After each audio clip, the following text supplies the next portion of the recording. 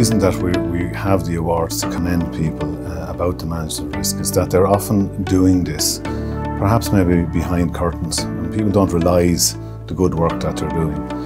The purpose of the awards is, I think, to put them on stage, to draw those curtains aside and, put them in the limelight a little bit. Organisations want to benchmark themselves against other organisations. They want to know how are they doing it as against their peers. And they like to be told that, well, actually, some of the practices that you're doing are among best practice as against your peers. From my experience, these awards are very, very important, and they're very significant because risk management and good risk management is a cornerstone of a high-performing organisation. And it's one of the areas that there's little conflict among professionals or staff, because everybody wants to manage risk. Everybody wants to make sure that they have a safe workplace and that the service they provide, particularly across state agencies and healthcare, is as good as it can be. So the client would say the biggest benefit for them is the recognition by their senior managers and the opportunity to be in front of them and showcase the good work that they've done. And importantly, we know that recognition helps improve staff morale. We know that it helps with staff retention. So we know that they're critically important in today's work environment.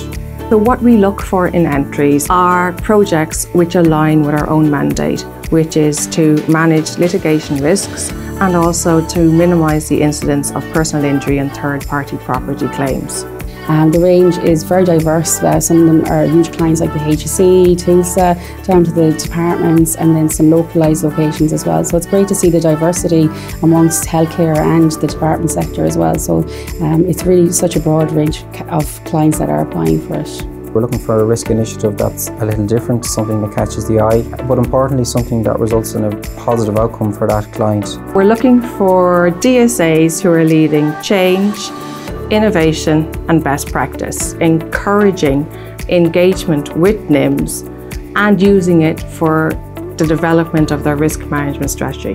What I was looking for in terms of winners was outputs and successful outputs. That for me is sort of an important piece of risk management initiatives. Alignment of the objectives to the overall thrust of the awards, the adaptability that they adapted to different areas and to the various risks that were there. And the final part was an impact, that there was measurable outcomes that were positive. To the professionals, what I'd like to say is use this as an opportunity to bring it back to management, to sell the message of risk management in your organisation. To the management, what I'd say is recognise that you have really good people managing an important element of your business, and redouble your commitment to risk management in your state.